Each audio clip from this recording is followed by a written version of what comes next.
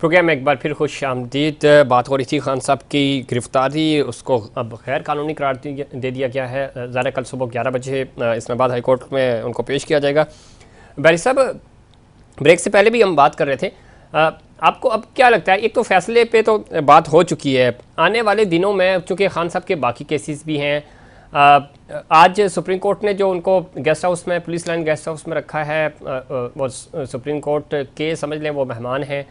ज़ाहिर अभी तो किसी दूसरे केस में गिरफ्तारी नहीं हो सकती। आपको लगता है कि खान साहब को किसी दूसरे केस में गिरफ्तार किया जा सकता है, या मामला कोई दरमियानी रास्ता निकल जाएगा, जो होना था वो हो चुका है, मज़ीद अगर गिरफ्तारी खान साहब की होती है तो मुल्क में खुदा न खास्ता मज़ीद कोई अफरा तफरी न फैले? आप किस तरह देखते हैं, एक लीगल साइड भी और पर्सनल आपकी ऑब्जर्वेशंस क्या है?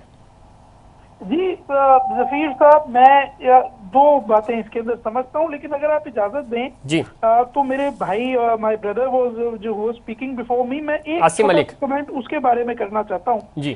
कि वो ये कह रहे थे कि ये डायरेक्ट पिटिशन है। ऐसी बात नहीं है। ऑर्डर जब शुरू होता है, मैं ऑर्डर भेज देता हूँ, आप मेरे भाई को भी ऑर्डर भेजिएगा ताकि वो उसको एक दफा पढ़ लें। जी जी। वो ऑर्डर ये कहता है, the miscellaneous application is allowed, criminal petition be numbered accordingly and the same is converted into appeal and disposed of in the following terms। तो सुप्रीम कोर्ट और हाई कोर्ट के पास ये पावर्स होती हैं कि वो रिव्यू को रिवीजन और अपील में और वाइस वर्सा कन्वर्ट कर सकते हैं, और ये हम रोज हाई कोर्टों में करवाते हैं। ये कोई नई बात नहीं है, ये रोज 20-22 कन्वर्ट होती है, कोई बड़ी बात नहीं है। तो दैट बीइंग सेड, वो मैंने कहा मैं कानून का एक सही इंटरप्रिटेशन आपके सामने रख दूं। दैट बीइंग सेड, अब जब मैं आपके जवाब पे आता हूँ तो देखिए, इस वक्त तो जफीर साहब जरा इस बात को समझिएगा कि रिमांड पे लेने की पावर सिर्फ इन्वेस्टिगेटिंग एजेंसी की होती है। तो एसएसजीसी या वापडा आपको रिमांड में नहीं ले सकता। आपको रिमांड में वो इन्वेस्टिगेटिव एजेंसी लेगी जिसको पार्लियामेंट ने ये पावर दी हो। उसमें हमारी लॉ इन्फोर्समेंट एजेंसीज आ जाती हैं जी, FIA आ जाती है, नैब आ जाती है, पुलिस आ जाती है। आपकी आर्म फोर्सेज के पास भी इवन अरेस्ट की पावर मौजूद नहीं है, रिमांड की पावर मौजूद नहीं है। तो ये रिमांड जो है वो लेना होता है रेलिवेंट कोर्ट से। अब जब वो बात कोर्ट पे आती है तो कोर्ट जो है वो किसी भी एक केस में या फिजिकल रिमांड देती है, यानी इन्वेस्टिगेटिंग एजेंसी को दे देती है, जैसे इस्लामाबाद हाई कोर्ट ने जो है अरेस्ट लीगल करार दी और नैब कोर्ट ने रिमांड में दे दिया, या वो उनको भेज देती है बेल के ऊपर, यानी कि घर जाओ, या उनको भेजती है जुडिशियल कस्टडी के अंदर। खान साहब इस वक्त जुडिशियल कस्टडी के अंदर है, यानी कि वो जो है on the terms and conditions set by the supreme court itself, उससे वो जो भी ट्रीटमेंट उनको मीट आउट होगी वो उस ऑर्डर के तनाजुर के अंदर होगी। इस स्टेज पे तो उनको अरेस्ट नहीं किया जा सकता किसी और इन्वेस्टिगेटिव एजेंसी से, क्योंकि वो कोर्ट की प्रोटेक्शन के अंदर मौजूद है। ठीक है। कोई भी केस हो जाए, मैं कहता हूँ दहशतगर्दी हो, मर्डर हो, रॉबरी हो, इस वक्त तो वो अरेस्ट नहीं हो सकते। हाँ, फिर उसका तरीका ये है कि जब या तो उन्हें बेल मिल जाए तो वो किसी और केस में अरेस्ट हो सकते हैं, या अगर वो ऑलरेडी किसी जुर्म में अंदर हो तो फिर ठीक। सर, ये तो आ गया लीगल, दूसरे केस में उनका रिमांड। ये तो आपने लीगल पॉइंट ऑफ व्यू बता दिया कि क्या कानूनी चाराजोई और कानून क्या कहता है। लेकिन आपको लगता है, चूंकि आप ज़रा इस पूरे अमल को देख भी रहे हैं, खुद प्रैक्टिस भी करते हैं इन चीज़ों को, केसेस को, आपको लगता है कि हुकूमत जो है वो अगेन कोई इस तरह की कोशिश करेगी कि खान साहब को गिरफ़्तार किया जाए? चूँकि पहली गिरफ्तारी पे तो हमने देख लिया उसका रद्द अमल किस तरह का आया, तो यह मामला आपको लगता है कि कोई दरमियानी रास्ता निकलेगा?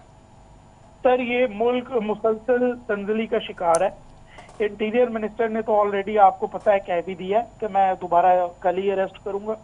ये मुल्क ये जो हुकूमत है ये एक तंजली का शिकार है। मुझे याद है कि जब शहबाज शरीफ साहब की पहली स्पीच थी नेशनल असेंबली में तो उन्होंने कहा मैं पॉलिटिकल विक्टिमाइजेशन नहीं करूंगा। जफीर साहब, बाकी जगहों पे तो छोड़िए, आप ही के शो में 3-4 मौके के ऊपर मैंने तारीफ की इस बात की। मैंने कहा वाह, क्या मैच्योर हुकूमत आई है कि चलो उनको क्रिटिसाइज तो करती थी पॉलिटिकल विक्टिमाइजेशन पे, लेकिन खुद नहीं करेगी।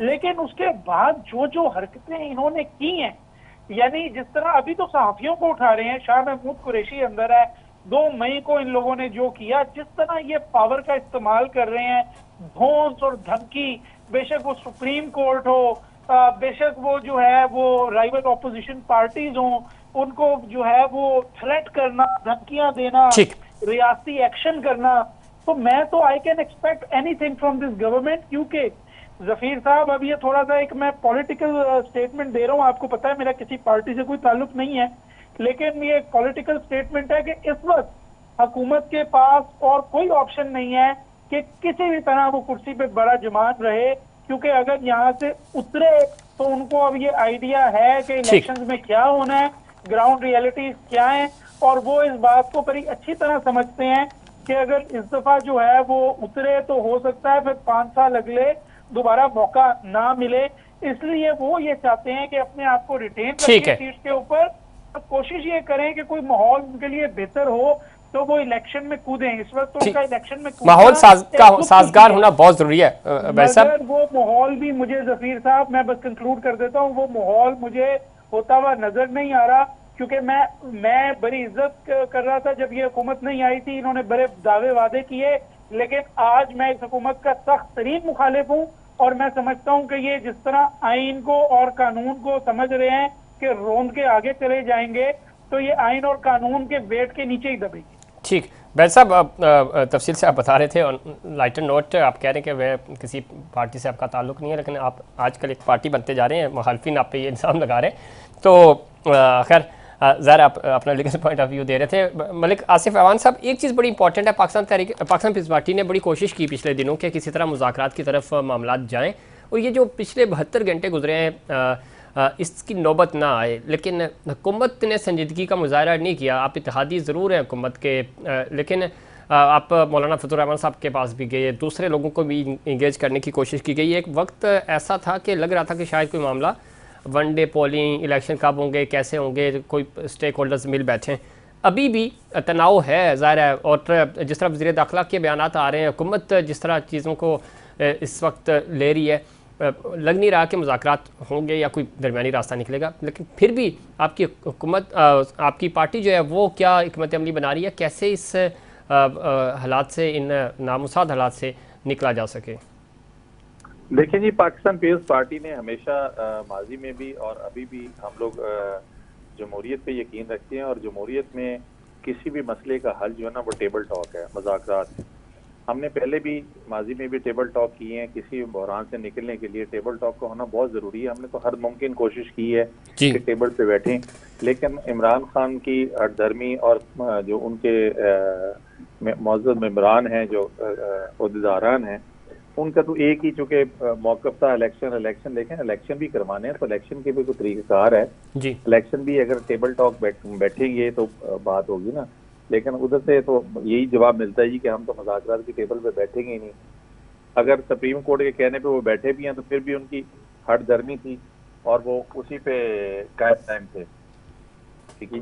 तो हम तो अभी भी चाहते हैं कि मुज़ाकरात करें, मुज़ाकरात की टेबल पे बैठें, हर मसले का हल निकल आता है भाई, इसमें तो कोई शक नहीं, मुज़ाकरात ही ज़रा हर मसले का हल है। लेकिन जिस तरह के बयान आते हैं हुकूमत की तरफ से, अभी आज थोड़ी देर पहले ही जनाब इसहाक डार साहब IMF को ये कह रहे थे, और माजी में वो शाजिब खानज़ादा के प्रोग्राम में बैठ के कह चुके हैं कि IMF आए या ना आए, आई डोंट केयर।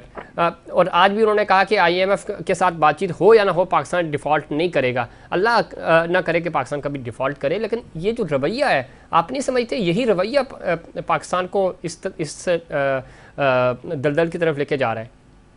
देखिए जी, पाकिस्तान का अल्लाह ताला हामी व नासिर है, और ये पाकिस्तान जब माज़रे वजूद में आया था तो उस 27वीं रात को, मुबारक रात को आया था। इतनी आसानी से ये मुल्क ना कोई इसको तबाह कर सकता है, ना कोई तबाह करने की कोशिश करेगा, तो हम उसको नाकाम करेंगे।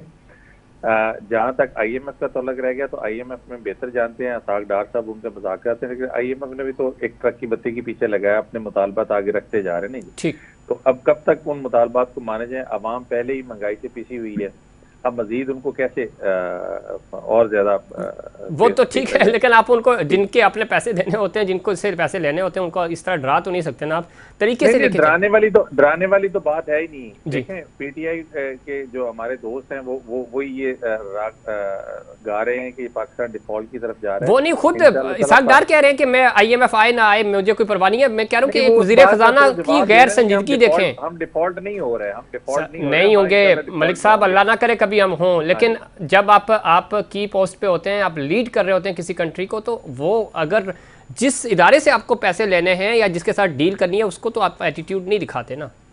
इंशाल्लाह ताला देखिए अल्लाह ताला बेहतर होगा। ठीक है भाई साहब, आखिरी पॉइंट। जब भी कोई ऐसे हालात होने को लेते हैं तो कोई ना कोई तहरीक इंसाफ की तरफ से कोई ना कोई ऐसा बलवा शुरू हो जाता है, मुज़ाकरा। चले, ये तो हुकूमत ने किया ना, गिरफ्तारी ना होती 10 दिन बाद गिरफ्तारी हो जाती तो शायद चीजें बेहतर हो सकती थी। गिरफ्तारी कोई जानबूझ के इस मौके पे नहीं की गई। डेफिनेटली एक केस है, उस केस में बुलाया जा रहा है, उसमें ठीक है। मलिक साहब आपका पॉइंट आ गया, वक्त खत्म हो रहा है। वेरी साहब लास्ट पॉइंट आपका। आखिरी कमेंट ये है कि मेरे भाई फरमा रहे हैं कि सोच समझ के गिरफ्तारी इस वक्त नहीं की गई। वो बिल्कुल ठीक फरमा रहे हैं, बिल्कुल ही सोच समझ जो है वो इसके अंदर नहीं डाली गई और सिर्फ एक ऑफिसर को तनकीद करने के ऊपर नैब के केस में पकड़ लिया गया। ये अब हम सबको पता है, आंखें बंद नहीं कर सकते। बहुत शुक्रिया जनाब बैरिस्टर अली ताहिर साहब, मलिक आसिफ अमान साहब, आप दोनों मेहमानों का बहुत शुक्रिया। नाज़रीन, ये था हमारा आज का प्रोग्राम। इस वक्त जो मुल्की हालात हैं, अल्लाह करे कि माली तौर पे भी हम बेहतर हों। जिस तरह का आपने देखा IMF को लेकर गैर संजीदगी का मुजाहरा किया जा रहा है। इसहाक डार साहब के जो बयान आ रहे हैं माजी में भी और आज भी, जब आप दावे कर रहे थे कि हम IMF को बहुत बेहतर डील कर सकेंगे और डील करते हैं, तो आज उनका जो बयान था वो कोई इतना हौसला अफजा नहीं है। और आप तरीके से, और ज़रा आपकी पोस्ट पे होते हैं तो आपको इस तरह के बयान नहीं देने चाहिए। बिल्कुल IMF की शराइत से सख्त होती जा रही हैं, लेकिन आप तरीके से हैंडल करते हैं, आप लॉबिंग करते हैं, आप अपने जो आपकी माशी टीम है और ख़ास तौर पे आपका जो थिंक टैंक है जो माशी अमूर पे ग्रिप रखता है, आप उनका इनपुट लेते हैं, आप इंटरनेशनल फर्म्स को लॉबिंग के लिए इन्वॉल्व करते हैं ताकि, और आपके जो दोस्त ममालिक हैं आप उनको इंगेज करते हैं, लेकिन आप सारी इंगेजमेंट में फ़ेल हो रहे हैं। और वजह यह है कि आपका ये एटीट्यूड है, आप इसको बेहतर करना होगा। दूसरी तरफ मुल्की हालात ऐसे नहीं हैं, इन हालात में बेहतरी की तरफ जाने के लिए मुज़ाकरात ही वाहिद हल है। और साथ ही साथ कहा जा रहा है कि जी वन